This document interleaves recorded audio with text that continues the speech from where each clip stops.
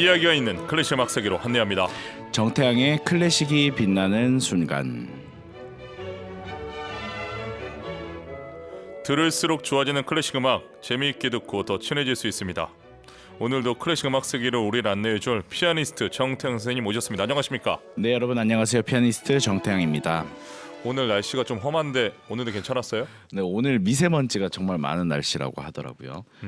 그래서 뭐 저는 괜찮았지만 여러분 감기들 조심하시기를 바랍니다. 저는 출근할 때 오늘 물론 저는 좀 새벽이었지만 예. 어둠이 쫙 깔린 사이에서 이 밤 안개 때문에 앞이 잘 안 보였거든요. 그렇죠. 특히 지금은 좀 어떻게 태양이 좀 폈습니까? 지금도 비슷합니다. 아 그렇습니까? 네. 태양이 오는데 태양이 아직 안 떴습니까? 뜨지 않았어요. 제가 오니까 피했나 봐요. 아하. 두 개의 태양을 용납하지 않는군요. 그렇죠. 이런 실없는 개그를 받아주신 정태에서 얼마나 인품이 훌륭한지 알 수 있습니다. 오늘 소개해 주실 곡 어떤 곡입니까? 네, 오늘은 모차르트의 오페라 돈 조반니의 서곡을 들려드리겠습니다. 네, 모차르트 오페라 돈 조반니. 또 서곡을 가져오셨는데 네, 이 조반니에 워낙 좋은 아리아가 많잖아요. 정말 많습니다. 그런데 왜 서곡을 가져왔습니까? 이 서곡 오케스트라적인 면모를 조금 더 들려드리려고 했고요. 네. 오늘은 목소리보다는 관현악을 조금 더 집중해서 말씀드리도록 하려고요. 그렇군요. 자, 모차르트의 오페라 돈 조반니를 이 작곡하던 그때 시절은 모차르트가 빈에 있었습니까? 맞습니다. 아하. 1781년 6월 8일에요. 이 모차르트가 잘츠부르크의 대주교에게 파면을 당하게 아하. 됩니다. 그리고 세계 최초의 프리랜서 음악가가 되어요. 그래서 신성 로마 제국의 수도 빈으로 갑니다. 당시까지만 해도요, 왕족이나 귀족의 후원 없이 음악을 한다는 게 쉽지 않아서 말만 프리랜서지 정확하게는 실직 상태였습니다. 왜냐하면 음악회를 연주자가 직접 여는 문화가 없었고요. 귀족들이 자신의 어떤 행사를 위해서 또는 어떤 목적을 가지고 음악회를 열어줄 때 그 음악회를 위해서 음악가들이 작곡도 하고 연주도 하는 그런 시스템이었기 때문입니다. 그런데 이 모차르트가 전 세계에서 모든 분야를 막론하고 가장 천재로 일컫는 사람이 있잖아요. 귀족 후원 없이도 성공을 하게 됩니다. 그런데 빈에서 모차르트에게 집중했던 청중이 바로 부르주아 계층이었습니다. 그래서 빈에서 프리랜서 작곡가로 활동했던 이 모차르트가 오페라나 교향곡, 협주곡 등 다양한 작품을 작곡하는데요. 이 시기에 오페라 피가로의 결혼, 돈 조반니, 마술피리, 교향곡 40번 그리고 피아노 협주곡 21번 등을 작곡하게 됩니다.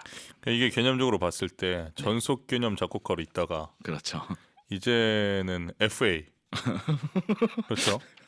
그러니까 이제는 내가 어디에 소속돼서 그 소속된 곳에서 원하는 작품만 하다가 네. 이제는 그 시간을 분할을 해서 다양하게 원하는 사람들을 내가 선택할 수 있는 이른바 이제 어떻게 보면 구도가 바뀌는 그렇죠. 그런 첫 시대를 열었던 게 그 모차르트 문을 아닙니까? 열어주었죠. 모차르트 정도면은 그렇게 훨씬 더 부를 얻기에도 유리하죠. 그렇죠. 여러 작품들을 이제 동시에 쓸 수 있으니까 모차르트 성향에도 맞는 것 같습니다. 자, 이때 결혼도 하죠. 네, 맞습니다. 아버지의 반대를 무릅쓰고 1782년에 콘스탄체 베버와 결혼을 합니다. 네. 많은 작품을 작곡하고 어느 정도 명성도 얻었지만 1785년부터는 경제적인 어려움을 겪습니다. 모차르트가요. 네, 돈을 못 벌어서가 아니라 너무 써서 이러면 안 되죠. 네. 모차르트와 콘스탄츠 모두 세상 물정이 어두웠다고 하고요. 이게 제가 다른 평전에서 읽은 적도 있는데 작곡가 쇼팽도 굉장히 많이 썼다고 하더라고요. 그래서 모차르트가 또 그 부분에 있어서 선배님이셨던 것 같아요. 그러니까 이게 이렇습니다. 이 작곡에만 몰두하다 보면은 네, 아무래도 세상과 좀 단절될 시간을 많이 갖지 않습니까? 그렇죠. 그리고 뭔가 구입을 할 때도 이 파는 사람 입장에서 모차르트 아닙니까? 좀 더 비싸게 받았을 것 같아요. 제 생각에도. 그리고 이미 모차르트의 그런 구매할 때 취향이 굉장히 많이 올라가 있었을 거예요. 아하. 귀족들과 어울렸고 그랬기 때문에 그렇군요. 그래서 필연적으로 많이 쓰지 않았을까라는 생각을 합니다. 그래도 이 음악사 역사상 가장 천재였다고 우리가 생각하고 있는 모차르트가 네. 경제적으로 어려웠다는 얘기는 참 이게 듣기 힘드네요. 그렇죠. 기록에 따르면요, 정말 많이 썼다고 합니다. 그래서 주변에서 많이 말렸다고도 하더라고요. 자, 모차르트에 대한 빈 사람들의 관심은 어느 정도였습니까? 네, 오래 가지는 못했습니다. 당시 빈이 어느 대도시나 마찬가지로 변덕스럽고 속물적인 도시라고 할 수 있었어요. 네. 뭔가로 한몫 단단히 잡아서 갑자기 물질적 풍요를 누리게 되었고, 그러니까 좋아하는 취향도 쉽게 바뀌고 자신의 생각보다는 유행을 따라가고 그랬습니다. 그래서 사람들이 예술성이라던가 능력을 제대로 존중하기보다는 조금 트렌드를 따라갔던 거죠. 그래서 얼마 후부터는 모차르트의 인기가 살짝 식습니다. 이 모차르트도 인기가 당대에 식을 수도 있군요. 신기합니다. 왜냐하면 지금 우리에게 모차르트의 인기는 날이 갈수록 높아지지 않습니까? 그렇죠. 예. 오스트리아라는 나라 자체를 대표하는 사람이기도 하니까요.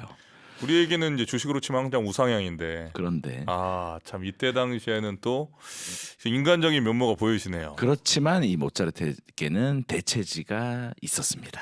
자, 그러면 모차르트가 지금 얘기하신 것처럼 스스로 만족할 만큼 성공을 누린 건 어디였습니까? 많은 사람들이 프라하라고 이야기하고요. 그렇죠. 저도 체코의 프라하라고 생각을 합니다. 네. 이 오페라 피가로의 결혼이 프라하에서 초연했을 때 정말 큰 성공을 거두었습니다. 그러니까 이제 프라하에 있던 백작이 모차르트를 초청을 하는데 1787년 1월 11일이었습니다. 모차르트가 도착한 날에도 피가로의 결혼이 공연이 되었는데요. 그 자리에 모차르트가 참석을 한 거죠. 그러니까 당연히 청중들이 이 위대한 작곡가에게 열광적인 갈채를 보냈죠. 그리고 직접 피가로의 결혼을 지휘하기도 했습니다. 그래서 87년에 프라하에서 쓴 편지에 모차르트는 이렇게 말하고 있어요. 여기서는 오로지 피가로에 대해서만 이야기한다네. 그들이 연주하는 곡도 노래 부르는 곡도 휘파람 부는 곡도 오직 피가로뿐이지. 피가로만큼 사람들 마음을 잡아끄는 오페라는 없다네. 오로지 온통 피가로라고. 나에게는 크나큰 영광이 아닐 수 없지라고 당시 프라하에서 얼마나 성공을 했었는지를 이야기하고 있습니다. 그리고 프라하의 청중들은 모차르트의 음악을 진심으로 환영하고 즐겼는데 빈의 청중들보다 모차르트의 작품을 더 잘 이해해 주는 것 같았다고 전해집니다. 그렇군요. 그리고 이제 프라하 극장 감독이 모차르트에게 새로운 오페라를 주문하는데요. 그 오페라가 다름 아닌 돈조반니였습니다. 그러니까 돈조반니가 이 탄생하게 된 뒷배경은 이 빈에서 프라하로 건너왔을 때 빈에 있을 때 좀 궁핍했던 모차르트가 프라하에 와서 피가로의 결혼으로 성공을 하고 네. 성공 가도에서 한마디로 또다시 그렇죠. 작품으로 나온 게 돈조반이군요. 그런데 이제 모차르트는 지금으로부터 굉장히 예전 사람이잖아요. 네. 그래서 여러 기록들과 추측들이 존재하는데요. 당시 프라하 관객들이 빈 관객들처럼 사실상 모차르트의 피가로의 결혼을 잘 이해는 하지 못했는데 대작곡가 모차르트가 프라하에서 공연을 해준다는 것이 너무나 영광스러워서 그렇게 열광을 했다는 추측도 있더라고요. 그럼 리액션조차 어떻게 보면은 이게 대세를 따라간 겁니까? 그렇죠. 리액션조차 의지하고 싶어하는군요. 근데 이제 작곡가로서는 네. 당연히 그런 환대도 너무나 행복했겠죠. 예, 프라하에서 이 방송을 듣진 않겠죠? 큰일 날 것 같은데? 예. 근데 그러면은 솔직히 빈보다 프라하에 있었던 사람들의 음악적 수준이 관객들은 낮았던 거 아닙니까? 낮았을 거라고 많은 학자들이 추측을 하고 있는 거죠. 네. 조심스럽게 우리가 유추해 보자면 네. 예, 프라하에서 안 듣길 바랍니다. 자, 프라하 극장에 이제 위촉을 받아서 작곡된 오페라 돈조반니. 이 피가로의 결혼은 어떻게 보면 희극이고 네. 결론적으로는 물론 뭐 극적인 장면이 있지만 모차르트의 이 돈조반니는 피가로의 결혼과 비교할 수 없을 정도로 극적이지 않습니까? 극적이고 강렬합니다. 예. 사실 전작인 피가로의 결혼보다 이 돈조반니는요 조금 더 어두운 면모도 많이 가지고 있는 작품이다라고 이야기를 하고 싶습니다. 그리고 순진한 사람들을 유혹하고 아무런 후회와 그런 죄책감 없이 살인을 저지른 한 귀족의 어두운 이야기를 만들어 갑니다. 그리고 이 모차르트의 오페라 돈조반니는 항상 모차르트와 함께 긴밀하게 협력했던 이탈리아의 로렌조 다폰테라는 사람이 썼습니다. 이 다폰테는 이미 모차르트의 두 작품 피가로의 결혼과 꼬시판 투테를 집필한 대본가입니다. 이 오페라들은 당시에 유행하던 희극으로 분류가 되고 있죠. 네. 그러면은 이 지금 돈조반니는 비극 아닙니까? 네, 이 돈조반니는 사실 예. 코미디와 비극이 섞여 있다고 볼 수 있는데요. 희극 오페라로 보기에는 사실은 어두운 면이 많습니다. 이 돈 후안이라는 사람의 전설을 바탕으로 한 이 돈조반니의 정식 제목이 사실 이탈리아어로 방탕한 자의 벌, 즉 돈조반니라고 적혀져 있습니다. 예. 이것이 타락한 남자, 그러니까 돈조반니가 구원의 손길을 끝까지 거부하는 이야기입니다. 그래서 원래는 드라마 조코소, 그러니까 즐거운 드라마라는 제목으로 공연이 됐는데, 사실 드라마라는 것이 비극의 의미를 담고 있기 때문에 희극이면서도 비극이다라고 표현하고 있습니다. 아, 지금의 우리가 인식하고 있는 드라마와 개념이 좀 달라서 그렇죠. 쉽지 않네요. 네. 예, 드라마 조코소가 왜 돈조반니의 원래 또 제목처럼 느껴지는지에 대해서는 저도 지금 딱 들었을 때는 좀 어렵습니다. 넘어갈게요. 오늘의 주제 음악 서곡은 어떤 구조로 이루어졌습니까? 그러니까 사실 오늘의 서곡은 정말 이 오페라의 거의 모든 내용이 들어가 있다고 해도 될 것 같은데요. 한 바람둥이가 이 동네 저 동네를 다니면서 많은 여자들을 유혹하는 이런 내용과는 어울리지 않게 이 서곡은 굉장히 저는 베토벤의 운명이랑도 좀 비슷하다고 생각할 정도로 강렬하게 시작하는데요.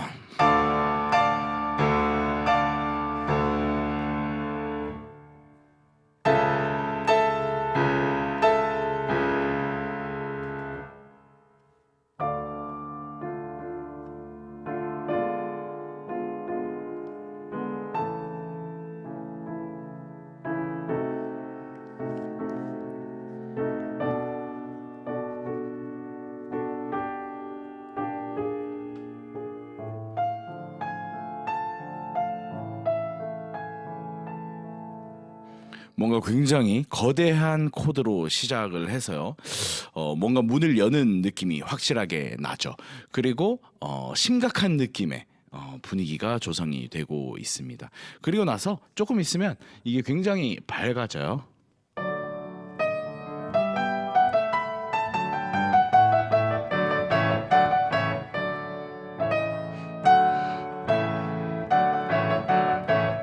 그러니까 조금 더 밝은 분위기로 바이올린들이 연주를 하면서 이 오페라의 코믹적인 요소들도 제시를 해주고 있습니다. 저는 그리고 나서 처음에 들어간 드라마틱한 장면은 네. 지금 선생님 말씀하셨지만 저는 베토벤 이상의 이 충격적인 예. 느낌이에요. 하지만 그렇게 순식간에 다시 밝음으로 돌아가는 건 모차르트 이외에는 거의 불가능하지 않습니까? 그렇죠. 말씀드렸던 베토벤의 운명 같은 경우도 어두운 분위기가 거의 내내 끝까지 어둡잖아요. 가죠. 그렇죠. 예, 그런데 이렇게 어둡게 갔다가 네. 갑자기 이렇게 천진난만하게 예, 그래서 이렇게 오페라 이게 스코어 보면서 저는 처음에 봤을 때 좀 킹받더라고. 너무 전환이 빨라서. 좀 전환이 빨라서 아니 이게 약간 놀리는 것 같잖아요. 그 놀리는 것이 사실 모차르트라는 원하는 바구나. 사람의 가장 중요한 부분이 아닐까라는 생각이 듭니다. 왜 놀리는지도 사람 전 열받게 하는 게 아주 직업이구만. 오늘 이야기해드릴게요. 왜 우리를 화나게 하는지. 네. 좋습니다. 자, 이렇게 강렬한 서곡으로 모차르트가 관객에게 바란 것 있을까요? 네, 무엇보다도 청중을 본격적인 극의 세계로 몰입하게 만들고 싶었을 것 같습니다. 이 강렬한 도입부 화음들이 잊어버렸나 할 때쯤에 우리는 방탕한 돈조반니와 그의 겁에 질린 하인 레포렐로를 만나게 됩니다. 이 돈조반니가 한 귀부인을 유혹하려고 하거든요. 네. 일막이 끝나기 전에 이미 그녀의 아버지를 살해합니다. 근데 살해하는 장면에서 이것이 코미디라고 보기는 좀 힘들잖아요. 이 오페라에서 가장 어두운 분위기이면서 충격적인 장면 중 하나인데 나중에 이 죽였던 그녀의 아버지가 석상이 되어서 살아 움직이는, 그러니까 SF 영화 같은 효과를 모차르트가 이미 만든 거예요. 그래서 이 석상이 나중에 돈조반니에게 나를 죽인 자에게 복수를 기다리고 있다라는 문구를 이 석상에 새겨 놓고 기다리고 있는데요. 이 돈조반니는 아랑곳하지 않고 그 석상을 비웃으면서 나는 뭐 아무렇지 않다라는 반응을 보이게 되죠. 이 극 중에서 조반니가 네. 이 자신의 죄를 좀 회개할 기회가 여러 번 있었는데 안 하지 않습니까? 네, 이 돈조반니가 자신의 성에서 호화로운 저녁을 즐기면서 와인과 음식을 먹고 있을 때 그의 피해자였던 돈나 엘비라라는 여자가 나타나서요. 돈조반니에게 삶을 바꾸고 참여하라고 설득을 하는데 돈조반니는 이때도 이 말을 비웃으면서 거부합니다. 그렇게 엘비라가 떠난 후에 석상이 성문을 두드리면서 등장을 합니다. 이 석상이 조반니에게 마지막으로 참여할 기회를 주는데 이 또한 거부를 합니다. 그리고 이 석상이 돈조반니의 손을 잡고 지옥으로 끌고 내려가게 됩니다. 이 장면이 아까 전에 들려드렸던 그 강렬한 서곡의 시작.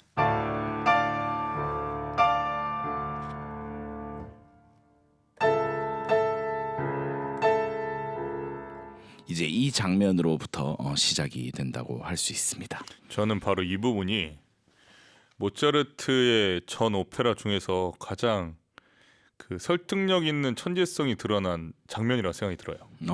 왜냐하면 스코어를 보면 제가 이제 조반니로 데뷔를 했으니까 네. 여기 스코어를 공부를 자세히 그때 했었는데 정확히 노가 6번 나오거든요. 네. 그러니까 그 지금 석상이라 표현해 주셨는데 꼬멘다토리 아닙니까? 네. 꼬멘다토리가 이제 권유를 하잖아요. 네. 모차르트에게 회개하라. 회개를 해라. 너가 이렇게 살지 않겠다고 하면 살려주겠다라고 하는데 정확히 노를 6번 합니다. 네. 그러니까 거기서 이제 관객들이 정말 의아해하거든요. 돈조반니를 다 미워했다가, 그러니까 돈조반니는 너무 뚜렷한 거예요. 네. 나는 내가 잘생겼고 키도 크고 돈도 많고 할 일을 했다. 아직 미혼이야. 그리고 내가 여자 좋아하는 게 무슨 상관이야? 네가 뭔데? 차라리 나 죽여 하고 죽잖아요, 그냥. 네.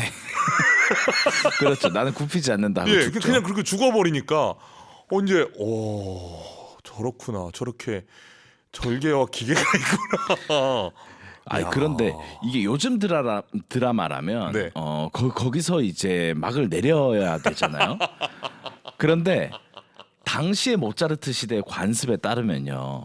오페라가 반드시 행복한 결말로 끝이 나야 합니다. 그래서 촌스럽게 진짜. 이 돈조반니뿐만 아니라 다른 네. 오페라들도 그런 경우가 많거든요. 그렇기 때문에 이 돈조반니가 지옥으로 끌려 들어간 장면 이후에 다른 주인공들이 나와가지고 이제 우리가 행복하다, 이제 우리가 평화를 얻었다 이렇게 노래하는 장면이 나옵니다. 그래서 갑자기 뜬금없이 왜 평화를 노래하나 이런 생각이 들기도 해요. 저는 나중에 이 모차르트 오페라 돈조반니가 네.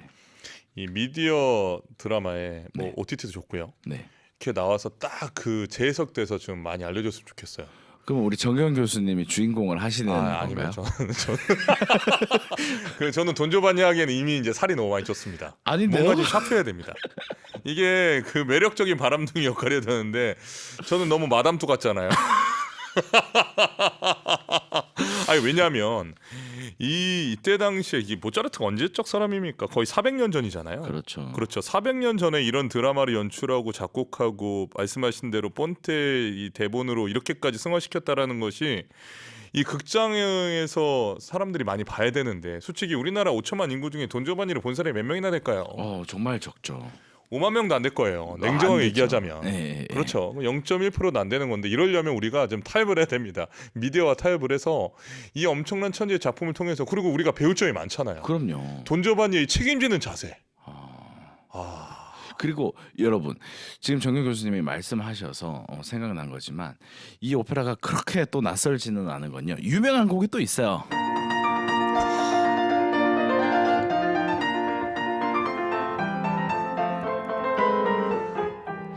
이 샴페인의 노래라고 그렇죠. 돈조반니가 부르는 곡인데 굉장히 이런 유명한 곡들이 섞여 있습니다. 이 부분도 아주 재밌는 포인트입니다.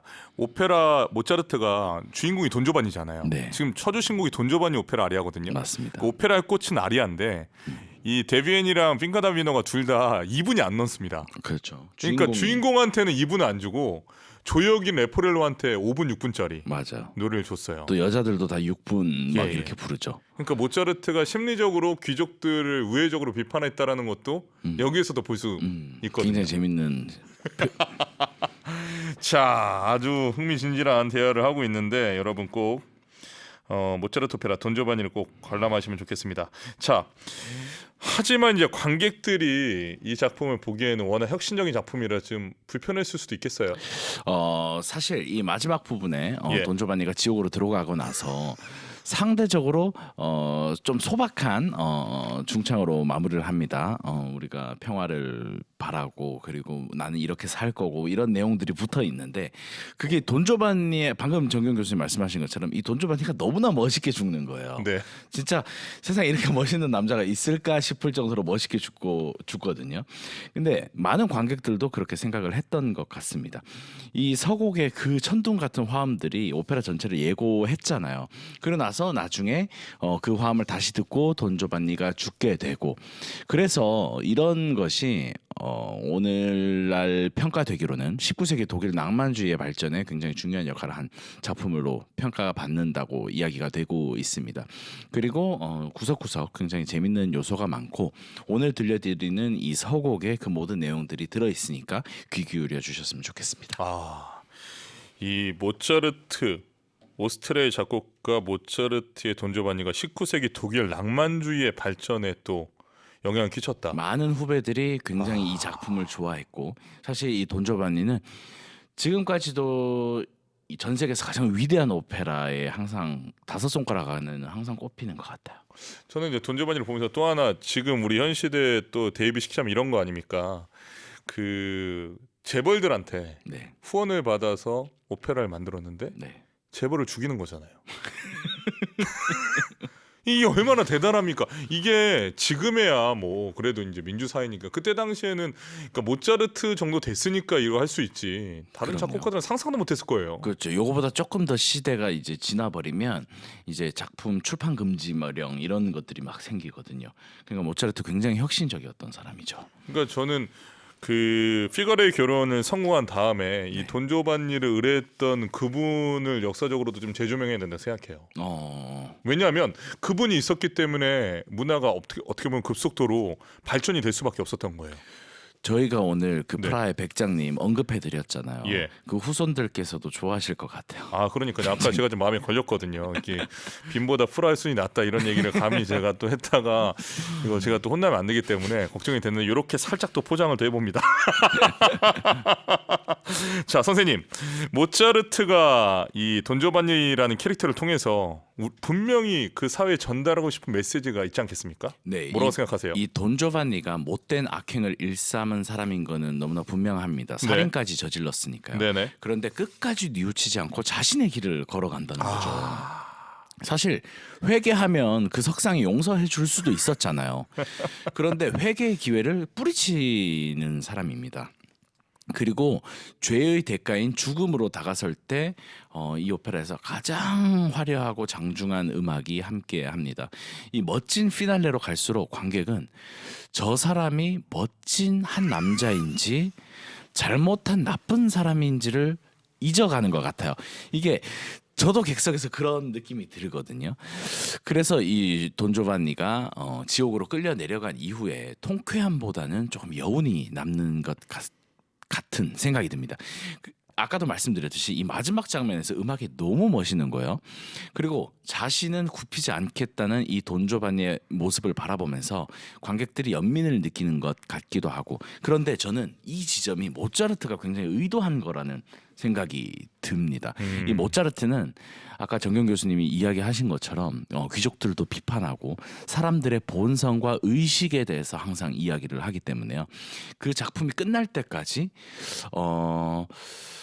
제가 한 명의 관객으로서 저 돈조반니 굉장히 이 장면 멋있는데? 라는 생각이 드는 순간 나도 저 사람을 비판할 자격이 없는 한 사람일 수 있구나라는 그런 느낌을 관객으로서 받습니다. 그래서 궁극적으로 이 돈조반니는 이 어둠 속으로의 완벽한 여정이면서 현대 우리들에게도 굉장히 강한 몰입감을 선사하는 걸작이라고 생각해요. 그러니까 이 오페라가 매력적인 이유가 뭐냐면 이 여튼 드라마 아닙니까? 네. 만약에 이제 시점을 비교해 보자면 많은 귀족들이 그때 당시 작곡가의 오페라를 의뢰했을 거 아니에요. 네. 우리가 알지는 못하지만 네. 그러니까 악보도 유출됐고 워낙 뭐 400년 전 일이기 때문에 네. 하지만 저는 돈조반니 외에 모차르트 돈조반니 외에도 정말 많은 오페라가 있었을 거라고 생각을 그렇죠. 해요. 그런데 귀족이 돈을 받았으니까 그렇잖아요. 저도 그래요. 예를 들어서 기업에게 후원을 받아서 제가 공연을 하면 그 기업을 욕하는 공연을 만들 수는 없어요. 지금도. 근데 그때 당시는 그게 얼마나 더 심했겠습니까? 그렇죠. 그런데 모차르트는 지금 말씀하신 것처럼 장중한 음악으로 이제까지 극 내내 2시간 넘게 귀족을 나쁜 놈 돈조반니 만들다가 마지막에 멋있게 죽여버리는.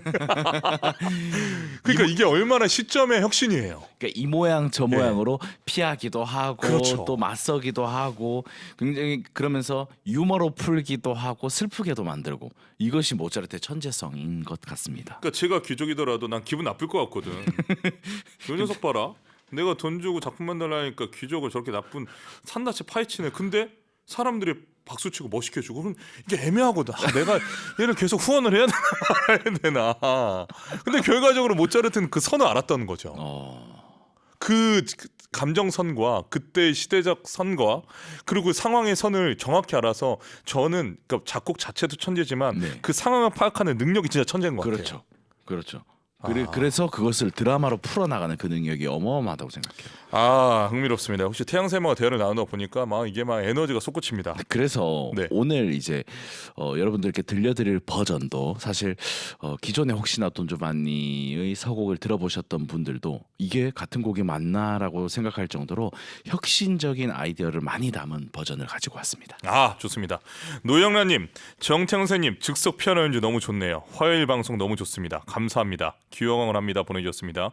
김정님, 정경님 10전 설명이 정말 재미있어요. 고맙습니다. 아 여러분들에게 저의 목표는 아주 단순하고 하나입니다. 이렇게 저희가 열을 토하고 피를 토하면서 조반니와 모차르트 그때 당시 400년 전 얘기하는 이유는 분명히 가치가 있기 때문에 여러분들이 작품을 보시면 좋겠다라고 생각이 들어서 말씀을 드리는 겁니다. 이제 곡을 들어볼까요? 네, 아까 말씀드렸듯이 제가 굉장히 어떤 면에서 많이 사랑하는 단체와 지휘자의 음악입니다. 아 그렇습니까? 오늘 특별히 가져온 겁니까? 네, 알겠습니다. 정태양 쌤이 특별히 좋아하는 지휘자와 단체라고 합니다. 자 오늘 정태양의 클래식이라는 순간에서 소개한 모차르트 오페라 돈조반니 서곡 테오도르 쿠첸치스가 지휘하는 무지카 에테르나 연주로 들려드립니다. 모차르트 오페라 돈조반니 서곡 테오도르 쿠렌치스가 지휘하는 무지카 에레티나 연주로 감상했습니다. 이 단체의 지휘자 재밌는 에피소드가 많이 있죠. 네, 이 굉장히 열정적인 사람이라는 생각이 들고 여러분들 이미 너무 잘 알려진 이름이기 때문에 아시는 분들도 계실 거고 또는 영상을 찾아보시면 무수하게 많이 나오는데요. 단원들과 함께 정말 연습 시간에 제한을 두지도 않고요. 정말 10시간, 12시간씩 연습하고 그래서 또 이 단체가 서서 연주하는 것이 기본적인 약간 동기입니다. 의자가 없나요? 네, 첼리스트들만 의자에 앉고 거의 1시간 되는 교향곡을 서서 와. 연주하고 이런 걸 저도 실제로 봤었어요. 그래서 그 소리에 약간 독이 있겠네요. 이게 고통스러운 독이. 진짜 유럽 어디를 가든 이 단체가 매진입니다. 아 우리 또 태영 쌤 덕분에 또 내한 공연 합니까? 내한공연 한번 그 코로나 때 취소된 걸로 아 저는 알고 있어요. 그리고 이 지휘자가 요즘 시대에 잘 보기 힘든 굉장히 이런 얘기해도 될지 모르겠지만 독재 지휘 스타일. 그러니까 예전 흑백 시대에 있었던 그런 마에스트로들의 모습을 굉장히 닮아 있는 카리스마 있는 지휘자입니다. 그렇군요. 오늘도 덕분에 무지카의 테레나와 쿠렌치스에 대해서 또 알아볼 수 있었습니다. 자 신지혜님, 제가 정말 좋아하는 돈조반니 오페라를 해주셔서 감사합니다. 내용은 진짜 안 좋아하는데 음악은 너무 멋져요. 여성 독창 어린이들이 독보적이에요. 남성 아리아들도 멋지죠. 저도 5만 명 중 하나일까요? 아니죠. 그렇죠. 5만 명 중 한 명이신 거죠. 그렇죠. 이미 보셨으니까. 돈조반니를 들어보신. 신지혜님, 현님 두 분 말씀 듣고 서곡을 들으니 정말 당시로서는 혁신적인 시도였던 것 같네요. 문득 모차르트 초콜릿이 떠올랐어요. 제 입맛에 영 아니었던 모차르트 초콜릿이었어요. 모차르트 초콜릿 좋아합니까? 그 짤츠부르크에서 나오는 그 초콜릿 말씀이신 거죠. 안 먹어봤는데요. 아 그래요? 네, 네, 저는 독일 라이프치히에서 바흐 초콜릿을 먹어봤어요. 이게 여러 가지 버전이 있습니다. 네. 근데 밋밋한 것도 있고 네. 안에 술이 들어간 것도 있고. 예. 이야기 들은 거 빨간색 포장. 맞아요. 약간 그 위스키가 들어가가지고 그 초콜릿 먹고 운전하면 안 됩니다. 아, 그렇고. 자, 엄지연님, 정경 교수님의 모차르트의 천재성, 선을 넘지 않으면서 귀족을 풍자하는 능력을 명확하게 설명해 주시고, 피아니스트 정태양님, 서곡을 즉석에서 부분으로 나눠 이해하기 쉽게 포인트를 짚어주셔서 좋았습니다. 두 분 케미가 좋아서 시너지 효과가 나는 것 같아요. 이게 네. 이런 케미가 나오기가 쉽지 않지 않습니까? 쉽지 않죠. 왜냐하면 서로의 지식을 이렇게 미친 듯이 쏟아내면서 또 둘 다 연주자기 때문에 그렇죠. 시각의 차이가 또 있지 않습니까? 그래서 음악 나갈 때 마이크 꺼지면요 더 이야기하다가 맞습니다. 음악 끝났다 이럴 때. 솔직히 말씀드리면 여러분께는 방송으로 말씀드리는 거기 때문에 저희가 굉장히 정지해서 얘기할 그렇죠. 수밖에 없고 마이크가 꺼진 순간부터 저희가 그 필터가 없는 상태 얘기하다가 다시 돌아오는 겁니다. 그렇죠. 그래서 아쉽습니다. 대본으로 여러분 돌아옵니다. 다 들려드리고 싶은데 말씀하신 대로 이런 케미가 없는 게 이렇게 자화자찬한 케미도 없지 않습니까? 그렇죠. 우리 청취자님들께서 좋게 봐주셔서 그렇죠. 예, 저는 원하는 게 설사 저희 쟤네들 좀 이상하다라고 네. 하셔도 재밌네라고 해서 한 분이라도 세종문화회관, 예술연단, 국립극장에서 돈 좀 많이 보신다면 저희가 바랄 게 뭐가 있겠습니까? 그럼요. 그게 가장 저희가 행복한 일입니다. 유영주님, 두 분의 불꽃 튀는 대화를 들으니 400년 전 야수의 심장을 가진 모차르트를 킹받게 하는 재주가 탁월한 그렇습니다. 400년이 지나도 모차르트는 우리를 킹받게 합니다. 전 이게 그냥 웃으면서 지금 얘기를 했지만 그냥 웃을 일은 아닌 것 같아요. 이게 연주자들은 좀 공감을 할 텐데 이게 모차르트 연주할 때 조금 약 올리게 연주를 해야 돼요. 이게 연주하면서도 손가락 이렇게 돌릴 때도 좀 그렇습니다. 과연 나의 노래는 400년 후에 이렇게 누구를 킹받게 할 수 있을 것인가?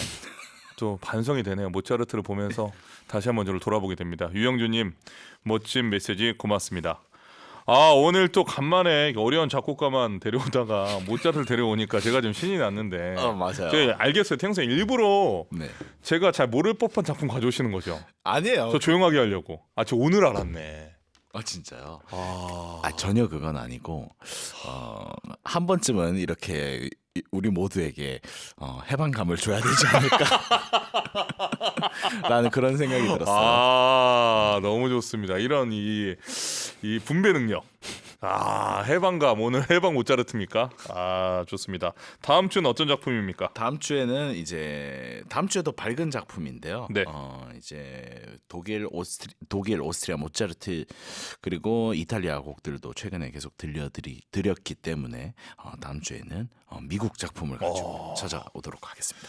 또 이제 트럼프도 취임했으니까 또 이제 그렇게 또 방향성을 또 잘 알겠습니다. 아주 그냥 정세 밝은 걸로 제가 알고 있겠습니다.